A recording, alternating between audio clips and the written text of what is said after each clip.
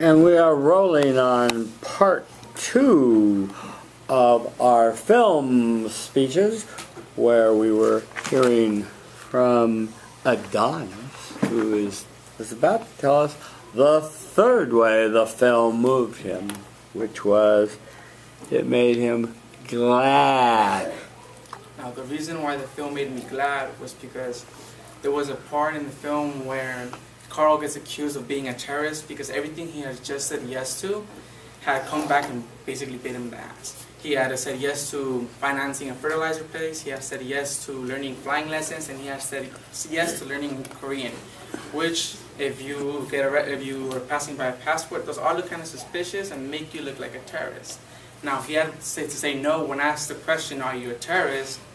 well, right next to his girlfriend, which kind of led to a whole lot of problems because he believed that after him answering no, this whole covenant that he broke with the universe was going to end his relationship.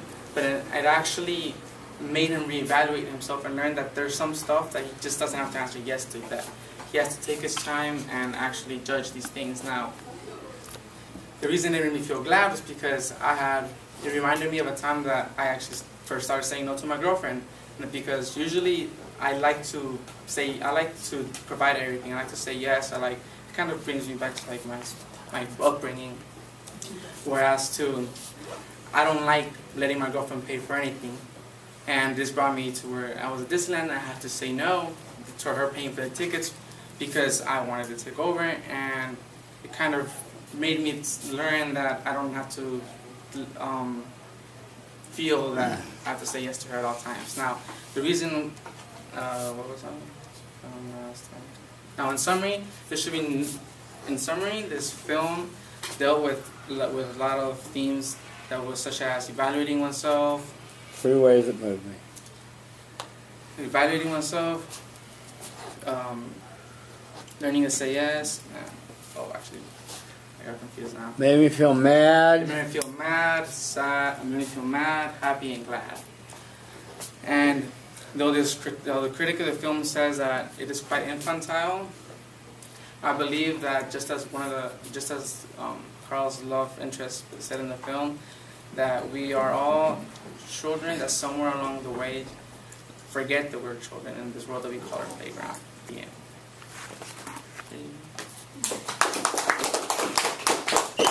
Okay, what'd you like?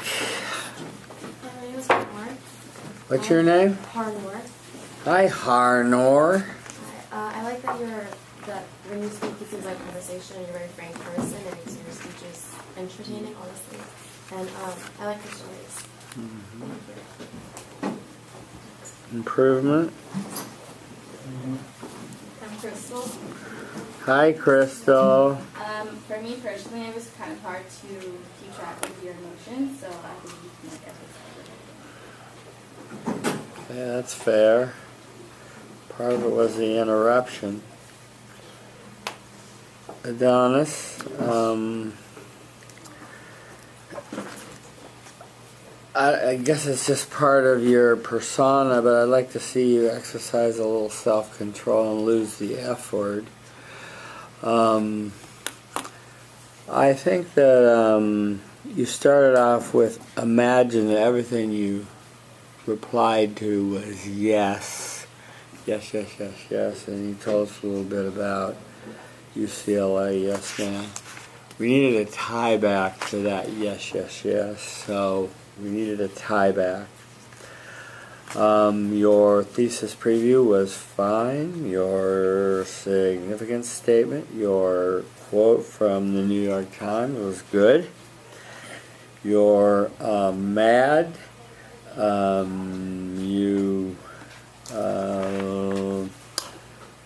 I've seen this phenomena before. You were mad because you followed a young lady here and she blew you off, and so you were walking around without a girlfriend, and so you decided to take it out on everyone at UCLA and be non-friendly and say no to everybody. And we kind of got that you were mad, but I wanted to hear you say that word mad more. And I was just mad. And I said no. And I was just mad I was here. And I was mad. So really relive that mad feeling you had at being here.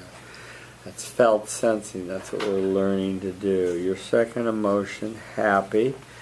We got the strong feeling of how nice it was when the walls broke down and you met a new young lady that was honest and told you, that, honest things about you and herself, and you clicked and you got a girlfriend out of the deal, even though you'd planned to screw up her house or whatever, as you put it. I don't know where that comes from. Anyway, so I liked your second story. It was good. And so that was, again, returned to, I was really happy that it turned out that way. Happy, happy, happy. Again, we want to have we want to go between we want to pivot between the three emotions, as I've been telling others to do.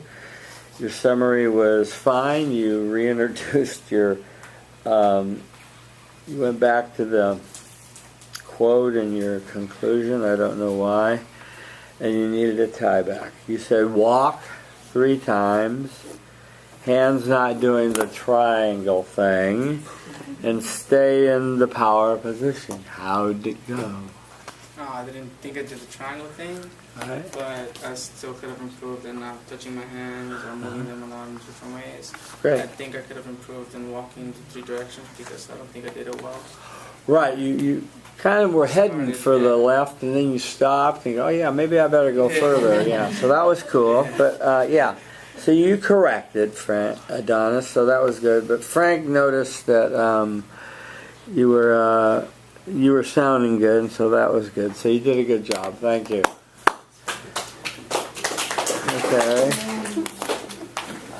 Okay, let's hear from Laura.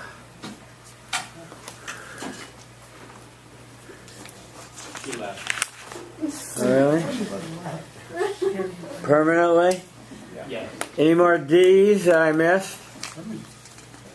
No more D's? Okay, let's see. Did Oriana go? Yes. How about Samuel? Okay, get up here. First and second Samuel. And then we'll hear from Olivia Newton-John.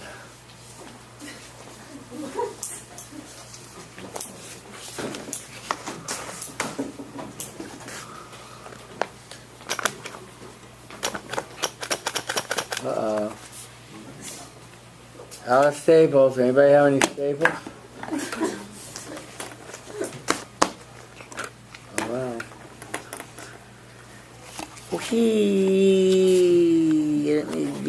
Can you take a step back here? You take a half step back right there in the middle of the green rectangle is perfect. Okay, rock and roll. Hi everyone, I'm Sam. Hi, Sam. So if I say that today I'm going to talk about a film that covers the entire spectrum of human emotion, some people might say that I was going to talk about, I don't know, The Notebook, Fault in Our Stars if you're a sci-fi nut, and maybe Lord of the Rings or Interstellar. But none of you would expect that I was going to talk about The Emperor's New Groove. Right? Because when we think about an emotionally charged movie, we usually don't jump to animated movies, and when we do, it's definitely not The Emperor's New Groove of anything. But today I'm going to tell you why The Emperor's New Groove is an emotionally charged movie and how it made me feel 3 main emotions. It made me feel angry, it made me feel joyful, and it made me feel nostalgic. Film critic Roger Ebert said of the director of The Emperor's New Groove, that I forgot my film quote. He wants to be silly in the moment and trust the movie to take care of itself. And this was said in reference to this director who worked on Looney Tunes. And I completely agree with this quote. The director just trusts that things are going to work themselves out. And while some people say the movie feels kind of just slapped together because of that, I think it's what gives this movie the emotional power it has. So, the first emotion that I felt while watching The Emperor's New Groove was anger. Right? So for those of you who've seen it, you know that Cusco is our main character. He's also our villain in the beginning because he's essentially a teenage brat who has the power to act out his angst on an entire country.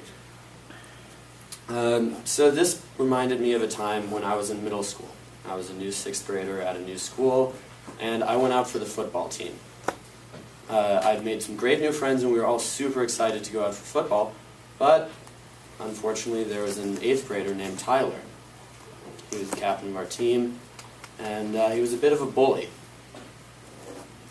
And whether it came in the form of pranks or just targeting us on the field, he never failed to be mean, just for the sake of being mean. And Cusco really, really brought back that emotion for me, because we've all experienced those bullies who are just mean for the sake of being mean. So the second emotion I experienced was joyfulness. So, in The Emperor's New Groove, there's a scene. And in this scene,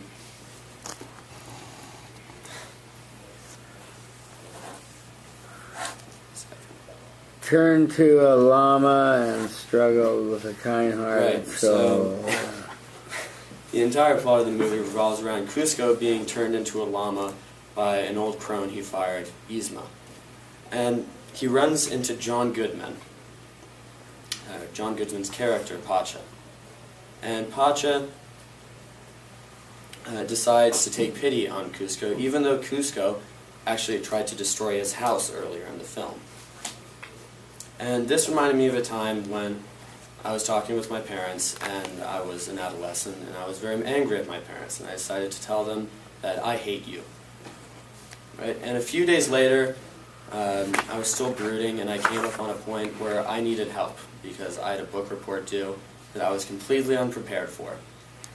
And in that moment, my parents showed me the kind of compassion that Pacha showed his old enemy of Cusco. Granted, a book report and destroying houses are two very different things, but they are in the same vein, and that compassion brought me joy, and seeing Pacha take pity and being willing to forgive Cusco brought me a lot of joy. So finally, this film made me feel nostalgic, because there's this one diner scene, right? And Kronk and Yzma are two technically villains who turned Cusco into a llama, are working in this diner. And it brought me back to a memory from Thanksgiving where we had my entire German side of the family over for Thanksgiving. And we screwed up the turkey. So we spent our entire day just taking order after order as a family and basically cooking every single thing we had in our house.